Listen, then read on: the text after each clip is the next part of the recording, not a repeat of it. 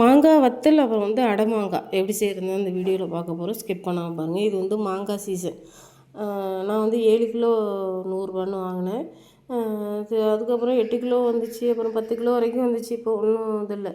ஆனால் மாங்காய் சீசனுக்கு நம்ம என்னெல்லாம் பண்ணி வச்சுக்கணுமோ அதெல்லாம் பண்ணி வச்சுக்கிட்டோம்னா நமக்கு இந்த மழை சீசனுக்கு கரெக்டாக இருக்கும்.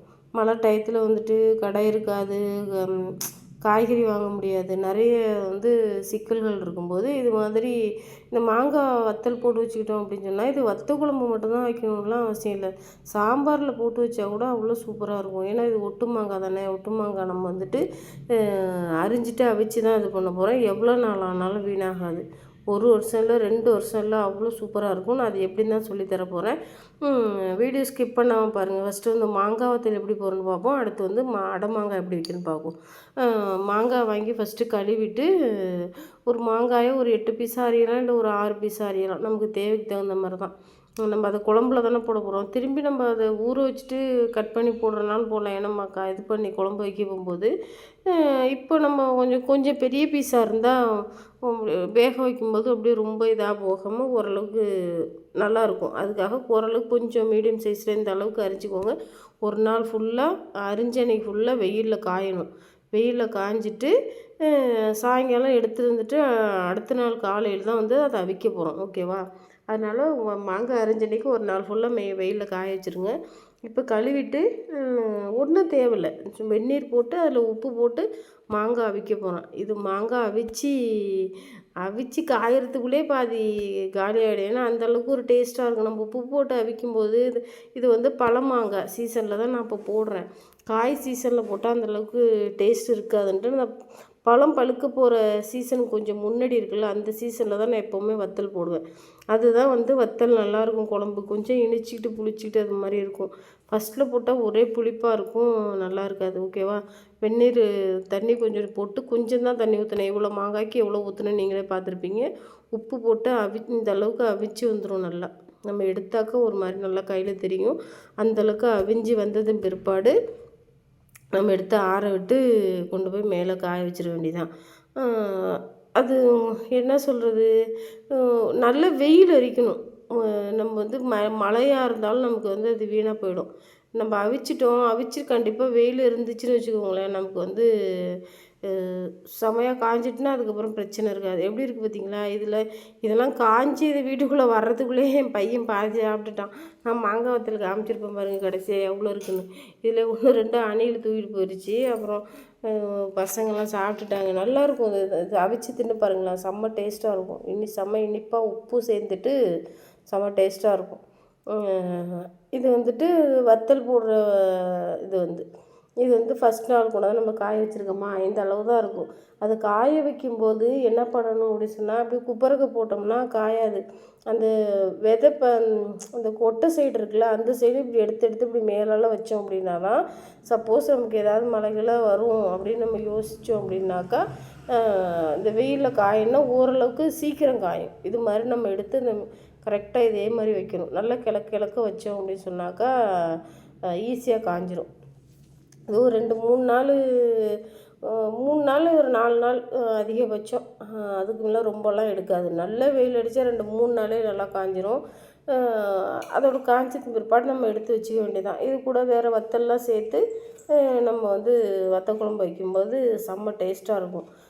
நாட்டு மாங்காயிலையும் வத்தல் போடலாம். ஆனாலும் இந்த ஒட்டு மாங்காயில் போட்டாலும் நல்லாயிருக்கும். வெயில் தாங்க முடியல, நான் போட்டுட்டு காய வச்சுட்டு இறக்கிட்டு ஓடியாந்துட்டேன். வீட்டில் கீழே வேறு அவ்வளோ வேலை கிடக்கு. இதை அவிக்க வீட்டு வேலைலாம் போட்டு வந்துட்டேன்.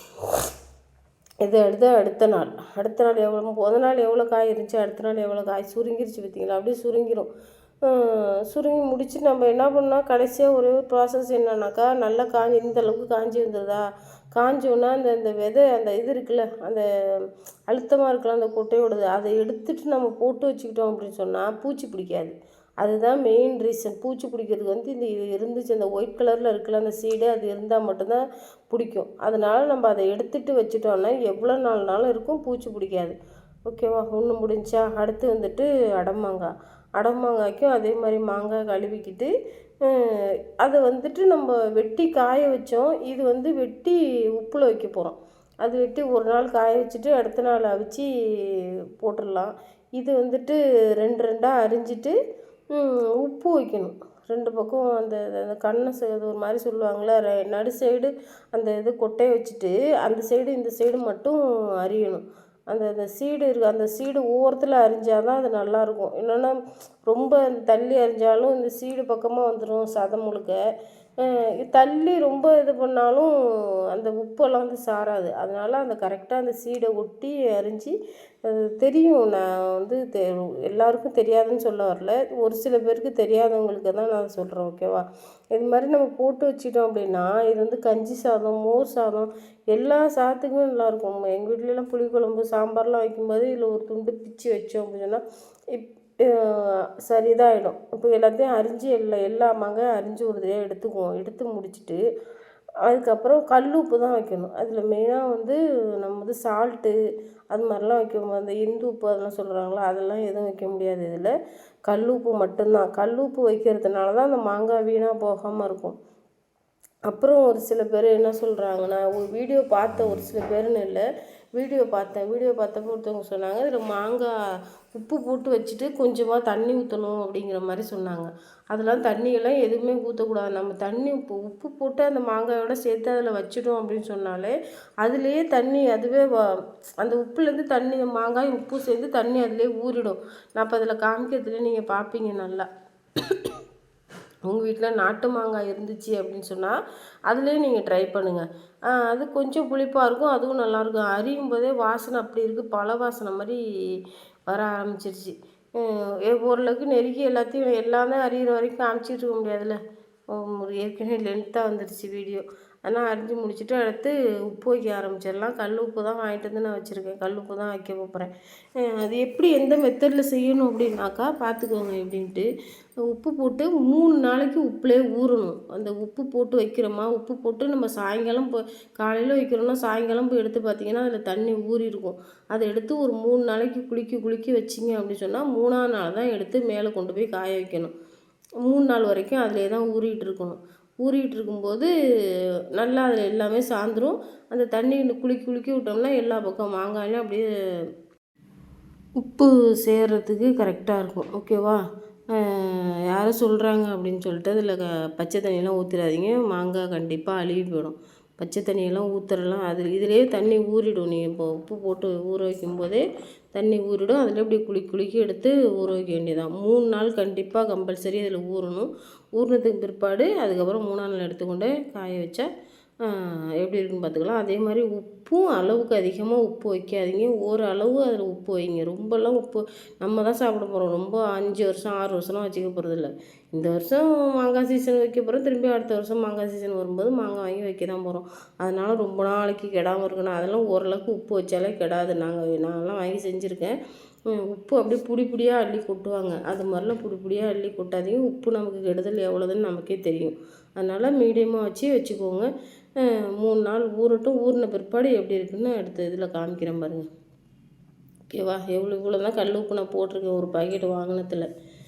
வச்சுட்டு அதோட மூடியை போட்டு மூடி வச்சுருவோம். அடுத்த நாள் இந்த இப்படி தான் இருக்கும் இருக்கா. இது வந்து இப்போ 3 நாள் கழித்து நான் எடுத்து ஊற வச்சேன். இந்த தண்ணி எங்கே இருந்துச்சு அதிலே தான் அப்படியே தான் வரும். இந்த உப்பு போட்டு நம்ம மாங்காய் மட்டும் தான் வச்சோம், தண்ணி வந்துருச்சா. இதை எடுத்து நம்ம காய வச்சு சாயங்காலம் எடுத்தாச்சு. எடுத்து என்ன பண்ணணும்னா திரும்பி அதே தண்ணியிலே வச்சுட்டு திரும்பி அதே மாதிரி குலுக்கி விட்றணும். ஏன்னா எல்லா பக்கமும் அது தண்ணி உப்பு தண்ணி படும்போது தான் அந்த மாங்காய் வந்து வீணாக போகாது. அந்த நல்லா அந்த பதத்துக்கு வந்துடணும். அந்த பாடம் பண்ணுற மாதிரி அந்த ஒரு பதம் இருக்குல்ல, நம்ம அது வீணாக போகாத ஒரு பதம் இருக்கும். அந்த பதத்துக்கு வர வரைக்கும் அந்த தண்ணி இஞ்சிற வரைக்கும் நம்ம அதில் வச்சாலே போதும். தண்ணி எவ்வளோ நாளைக்கு இருக்கோ அது வரைக்கும் வச்சா மட்டுமே போதும். அதுக்கு மேலே எக்ஸ்ட்ரா நம்ம தண்ணி காஞ்சிருச்சுன்னா நீங்கள் இது பண்ண வேண்டியதில்லை. அந்த தண்ணி எவ்வளோ நாளைக்கு இருக்கோ அந்த அளவுக்கு மட்டும் வைங்க. எடுத்து வச்சு கண்டிப்பாக சாப்பிட்டு பாருங்கள், செம்ம டேஸ்ட்டாக இருக்கும். அந்த மாங்காய் வத்தலும் நமக்கு யூஸ்ஃபுல்லானது தான், இந்த மாங்காய் அடமாங்காயும் யூஸ்ஃபுல்லானது தான். நமக்கு உடம்பு சரியில்லாமல் கஞ்சி சாதம் சாப்பிடும்போதெல்லாம் இந்த மாங்காய் ஊறுகாய் அவ்வளோ இதாக இருக்கும், செம்ம டேஸ்ட்டாக இருக்கும். அந்த நேரத்துக்கு ஏதாவது ஒரு ஊறுகாய் வேணும்னு போய் கடையில் நிறைய உப்பு வச்ச ஊறுகாய் வாங்குறத விட நம்ம வீட்டில் வச்சுக்கிட்டோம் அப்படின்னு சொன்னாக்கா நமக்கு அது யூஸ்ஃபுல்லாக இருக்கும். இந்த கையை வச்சு அப்படியே அமுங்கணும், அந்த அளவுக்கு வந்துடும். அந்த அளவுக்கு வந்த பிற்பாடு நம்ம இதுக்கப்புறம் எடுத்து டப்பாவில் வச்சு காற்று போகாத டப்பாவில் வச்சிட்டோம்னாக்கா எவ்வளோ நாளைக்கு வேணாலும் இருக்கும். இவ்வளோ தான். என்னை வீடியோ பார்த்து நிறைய பேர் பார்த்துருக்கீங்க. என் வீடியோ சப்போர்ட் பண்ணுங்கள். நான் இன்னும் நிறைய ஊறுகாய் வகைகள் எல்லாமே நான் அதில் போடுறேன். சேனல் பிடிச்சிருந்தா லைக் பண்ணுங்கள், சப்ஸ்கிரைப் பண்ணுங்கள். தேங்க்யூ ஃபார் வாட்சிங்.